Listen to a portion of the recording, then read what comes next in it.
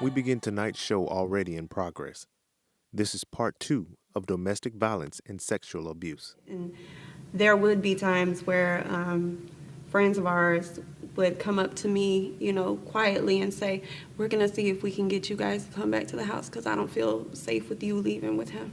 Right. Like they would think that, something bad was going to happen. So very few people did see the signs, but no one actually did anything Right. to really help me. It was just like, we see what you're going through. It's not right. Right.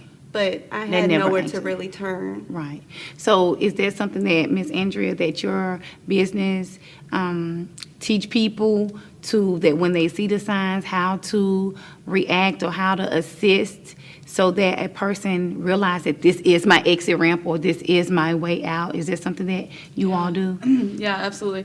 Again, it comes back to the opportunity. So I first teach people to understand that a conversation with a victim, whether 5 minutes or 30 minutes or over a period of weeks or months, is an opportunity. And you have to be able to look at it as an opportunity first and foremost, but then you also have to look at what does that person need. A lot of people that are close to victims often do all the wrong things with the right intentions because they love them so much. They're so focused on them leaving, which isn't always an option at that moment, depending on how severe the control is or how violent the situation has gotten to, or maybe even where they're at in the cycle of violence. It just kind of depends. But if people were educated on all the things that victims deal with, like a cycle of violence, where the abuser is at that time, the types of control that there are in conditioning, they would really be able to help in those moments. A lot of people don't know that there's a difference between help and support. Like what I was hearing her say was that she needed a lot of support because leaving may not have been an option at that moment. Doesn't mean that she doesn't want to, but she needs somebody there as a victim to be able to help her to get through until she can leave. And majority of people cannot do that because they emotionally attach themselves to the situation, or they're only focused on the outcome that they want and when they want it out of good intention. But domestic violence will never work like that. It will never be just a quick decision followed by walking out the door. If it was, all victims would be gone Right. very quickly. So we often miss out on the opportunity. And then as far as recognizing the signs, majority of people don't even know the signs. And domestic violence is one of those things that you have to actively be looking. Actively be looking, because you won't just see it. People don't pop up with bruises on their face most of the time. The person's going to abuse them in places where you cannot see, and it's hidden by clothing. The only reason the young lady she was talking about saw was because she had to cover it up with makeup in certain areas.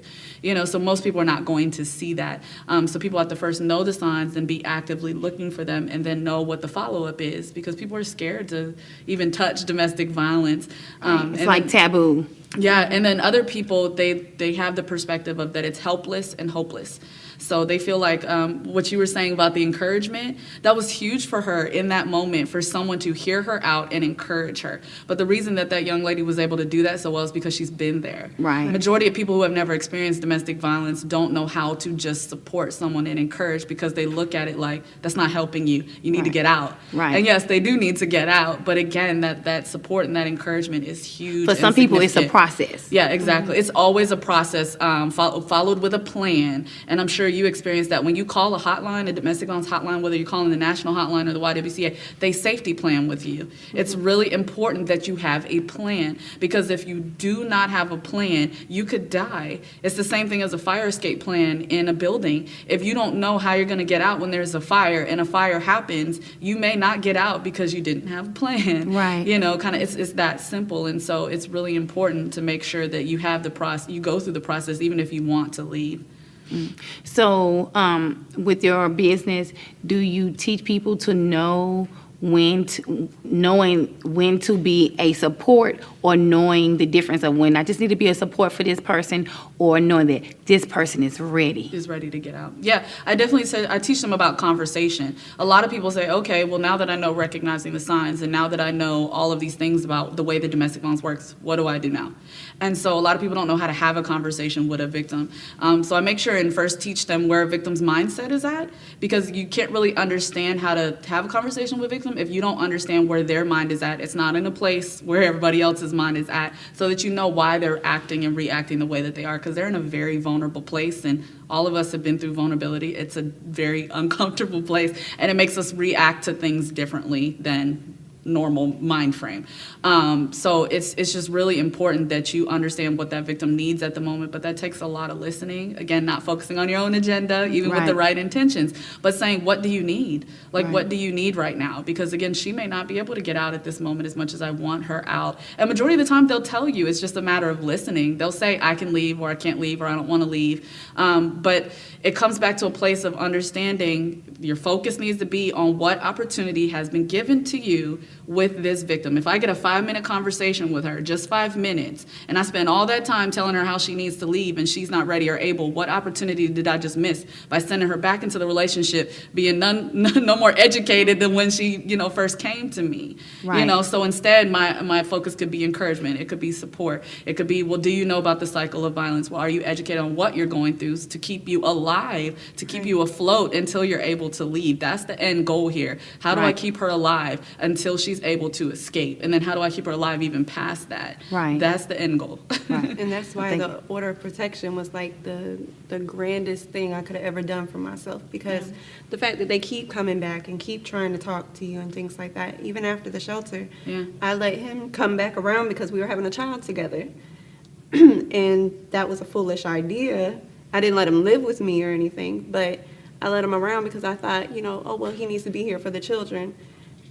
But, of course, the violence within him was not going anywhere. So I needed to get my locks changed, get an order of protection, and move forward with a divorce. And that was the only way I was really able to escape him altogether.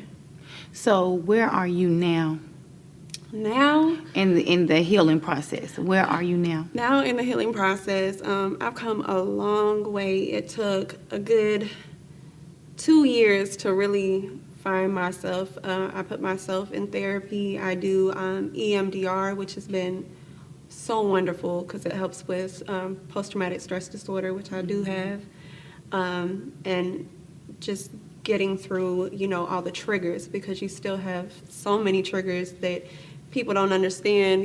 They speak to you a certain way just out of tone, and it instantly takes you back.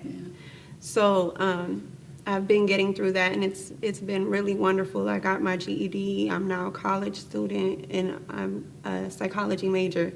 So my goal is to be able to help women that have gone through domestic violence as well. So, and then my children, they have not had to be around him very much. He has supervised visitation and quit showing up. So that was difficult, trying to let them know that they're loved and that everything's going to be okay. And the fact that there's not yelling and they're not seeing me being shoved around and things like that has been a major positive. I put them in counseling as well. And we've all just kind of been healing together, really. So basically just taking it one day at a time. Yeah. Well, that's good. Seems like you've come a long way. I have. I'm very blessed, I feel. How much more do you have? How much longer do you have in school? I have 1 more year into my associates. Okay. So, but I plan to go to my doctorate. That's the goal. So I'll be in school for a while. Well, you look good, honey. Thank you. Thank you both so much for being here and telling your story. It seems like you both have had a horrible experience, but came out triumphantly and able to inspire someone else, because I know that there's somebody else that's on the other side of that TV screen that may be watching the show and they may be going through the same situation, or just been yelled at, or just been hit. And then the show comes on, and then they draw strength from hearing you all's story. So what we're going to do is, Miss Andrea, we're going to have your information at the bottom of the screen if someone wants to reach out and get in touch with you about your business and about how to get help and what needs to be done. They can do that. Yeah. Do you have a website? I do. It's advocateagainstviolence.com. And same thing on Facebook. Okay, as well. advocateagainstviolence.com. Yep. All right. Thank you, ladies, so much. Thank you. We'll be back with more of Steppin' Out. It's more than just fashion. It's style. It's grace. It's confidence. It's excitement. It's Jasmine Marie.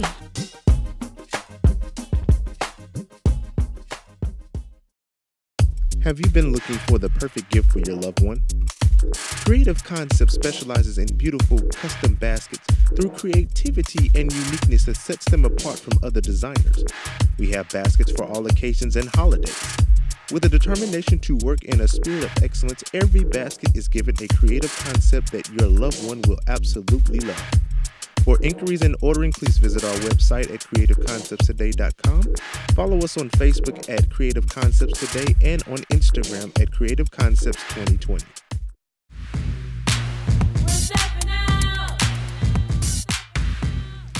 So we have been discussing domestic violence and finding the strength to leave and go through the healing process.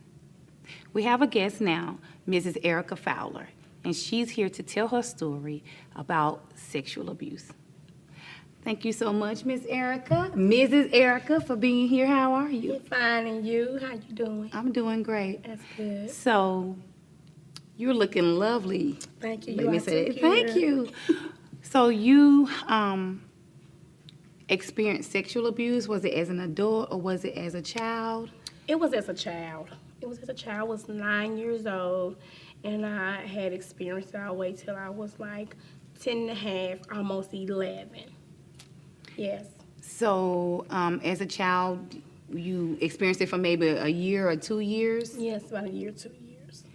And how did that make you feel going through that experience? Were you scared to tell anyone initially? Well, when you're a child, and you know, in our days, first of all, my mom never told me if someone touched you in a way you didn't want to be touched, you know, you tell somebody. Because in my mom's mind, our family come from a spiritual background, and you wouldn't expect it from out of, you know, with our family. Right. So it was like that was something that really never was talked about within our family. If somebody touched If you, it was somebody taboo. touched you, yeah, it was taboo. It was like we didn't, because they had, my family was very Christian, so we didn't have to. She felt like we didn't have to talk about that, Right. because you know we knew that's nothing that you were supposed to do, you know, and it's like the person who did it hid behind the Christianity Right. aspect from it. Right. So it was never had to be talked about. So I never knew to tell someone.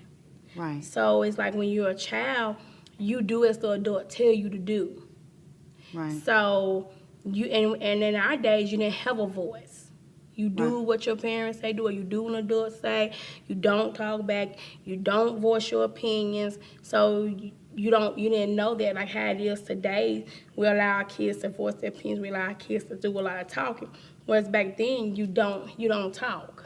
So, do you think that this person used dominance over you because you were a child? Did this person tell you not to talk, or you just knew not to tell it? No, he told me not to talk. He was like, if you talk, you know, this will happen. You won't be able to come over here no more, and you won't be able to, you know, he used a bunch of this will happen or that'll happen. And so me being as a kid, who wants that to happen? Who wants to be deprived from coming to, you know, see people that they loved ones? Who wants to do that? So me as a child saying, well, I don't want to, you know, not come and be able to spend time with my loved ones. I want to be able to come over there, but I don't want to go through that. But that's what was offered, you know. So in order for me to still be with them, because that's what he instilled into my head, that's what I had to do. So when you were experiencing this, did you feel isolated? Did you feel broken? Or sometimes people don't even realize that what this person is doing to me is wrong. Did you know that what this person was doing is wrong? I knew it was wrong. I knew it was wrong, and I felt dirty. I felt I felt angry. I felt like I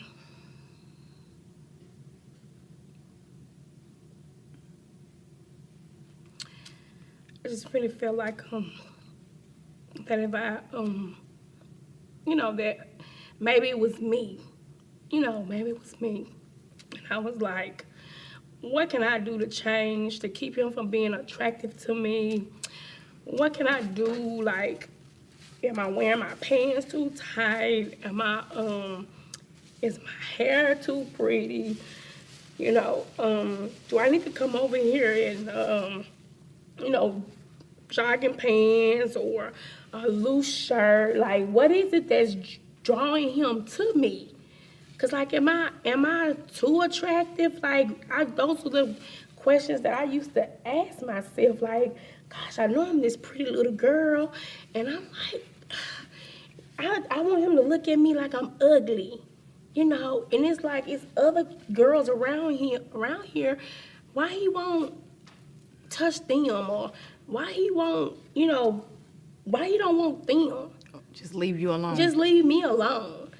And there was times where I would go over there and I would in my gut feelings, I wanted to be there, and not because of him, but because of who I really, really loved. And I would be in the car and I would be like, Lord, I hope, the woman in the house, she is here, because I knew I was safe, because he wouldn't bother me. And so as I was riding out, we had these gut feelings of, Lord, just don't let him be here, or let her be here. And then when I pull up and I would see, her car out there, and I was like, okay, good, I'm safe. I don't have to go through it this week, And because he knew that what we was doing, I was a child, and I didn't want to miss out on it. I didn't want to miss out on the events that was planned. Right. Because I would have to sit at my grandmama's damn house. So I just went along with it. I went along with it, and it hurt. And I'm talking about it hurt. And not only did it hurt, it started changing my mentality towards men, towards society, towards my mother. I started envying her because I felt like you didn't see the signs. You don't see this. You don't see me getting my body changing. Because it went, and like as the years went by, it started to go from just touching, and then it started, progressing. Like, this man is really like violating me. And it's like, gosh, I'd be glad when somebody can see it and be able to, like, I can just tell it, because I'm ready to, get past this. Like, please, somebody see it. Somebody see it. Somebody come to me and somebody ask me. Just basically felt hopeless. Yeah, hopeless, basically. Well, hold that story. We're going to take a commercial break, and we'll be right back, okay? Okay. Stay tuned for more of Steppin' Out. Cut.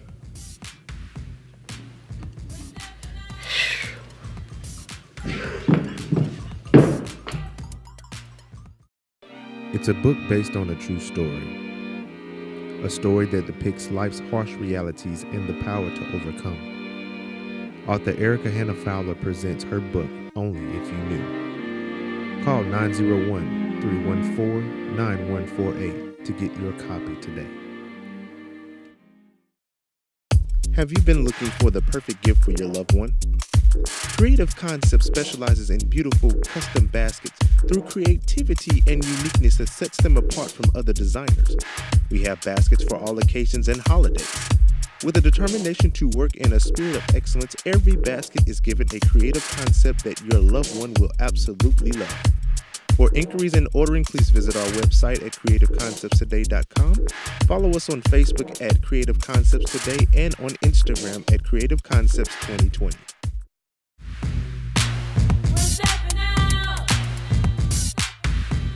And we're back with more of Steppin' Out as we speak with Mrs. Fowler as she tells us about her journey through the experience of sexual abuse and how she has taking this process of healing one day at a time. So, before we went to break, you were talking about how you felt alone and how you felt like it was your fault. Yes. When you eventually spoke up, was that for you your breaking point, your point of release to get to the point of healing? Yeah, yes, it was my breaking point when it came out. When it came out, and it had came out. The only thing for me is that when my family didn't believe me, and I thought I was gonna start healing at that point. When it did come out, and I was like, okay, yes, it done came out. Now my family is gonna do something about it. They're gonna believe me, because I'm a child. So when they didn't believe me, it shut me down mentally. You felt re-victimized. I felt it. And it made me be rebellious towards my family, and and it made me act out and do different things because the response that I thought I was gonna get, I didn't get it. And it's like I got it from more from strangers than I did my actual family. And I did not start the healing process until I was 32 years old. That's when I started the healing process. And it's because I still carried it through the years, and I still continuously to remember it like it was yesterday. I can go back and repeat it over and over and over again. So I had just turned 32. I had let it out to someone in my family that I could trust, that I knew that they would believe me. And then I just told God to just start work on me and just prepare me. And now that I'm 39, and now I'm ready to tell it to the world, because it's steps with healing. Right. Yeah. It is a process daily. I think what people don't understand that when you've been violated as a child, it affects you your entire life. Yes. And it's not something that you ever forget. Yeah. And when people don't understand or they don't talk about it, and it's taboo in the Black community, and it's taboo in most families to even discuss sex, let alone sexual abuse and being violated, you're continuously re-victimized. And even when you go to authorities, sometimes they ask you the questions over and over, and you can feel constantly being victimized. Yes. But it's important to talk about it so that you can heal. Yes. Yes. And I thank you for coming today. This topic is not easy for me, It's not easy And, for me either, so but I know it has to be told. it has to be told. So on the other side of that, you have a book coming out. Part of that healing for you was to write. So Yes. what is the title of your book, and when is your expected release date? The title of my book is Only If You Knew, and the releasing date is March 3rd, 2018. Yes. All right. So if someone wants to get in contact with you, to have you come to a speaking engagement, to tell your story, or to mentor children, how can they contact you through your social media handles? They can contact me with going on my fan page on Facebook with author Erica Hannah Fowler.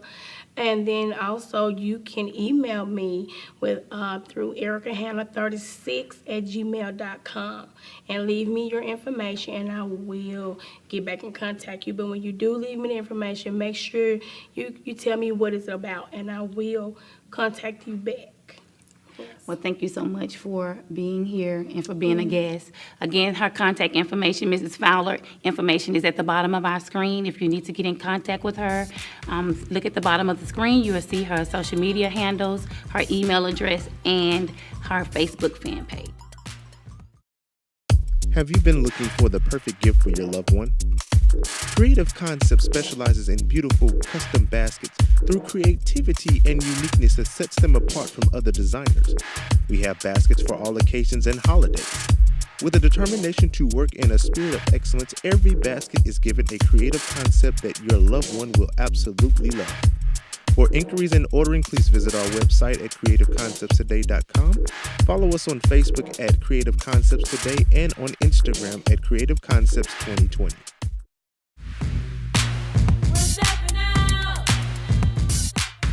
All I ever wanted to do was play outside, or maybe slide down the slide. But many times I would run and hide. When it was time to come in the house, I cried. And mother would ask me what was wrong, I would say nothing, but I lied. When daddy started molesting me, my trust for him died. See, at 8:30, daddy wasn't reading me no bedtime story. He said he helped bring me into this world, so my body was his territory. I guess mama couldn't save me because she was too busy trying to save her face because domestic violence was taking place. Bloody noses and black eyes. See, in my house, it was undercover lies and dark secrets and more lies. See, mom and daddy had another fight, but daddy's still undefeated and still creeping in my room at night.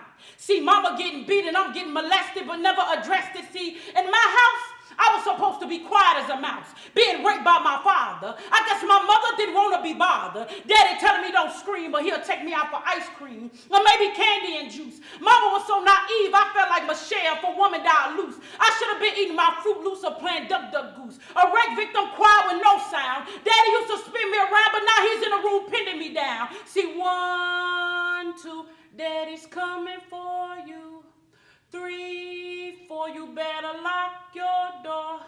5, 6, daddy's not supposed to be doing this. 7, 8, daddy's keeping me up too late. 9, 10, daddy's back again. See, I'm not afraid of Freddie, but somebody saved me from daddy. See, he used to carry me on his back, now he's laying me on my back. We used to stare at the moon, but now he's on top, and I'm wondering, will it be over soon? Maybe I can get back to my cartoons, praying and hoping that Batman and Superman will come and be my heroes. Maybe I wouldn't have to take off my clothes. I'm kicking, I'm screaming, am I dreaming or daydreaming? Sleepwalking or sleep talking? Are these visions that I'm seeing? Are these visions that I'm seeing? If it is, and if this is a dream, then somebody wake me up. Somebody wake me up and rescue me from this place and splash water in my face and wake me up. Mama, save me. Pastor, somebody save me. Your daughter's trying to tell you something. Your son is trying to tell you something. Unmute yourself and release your sound.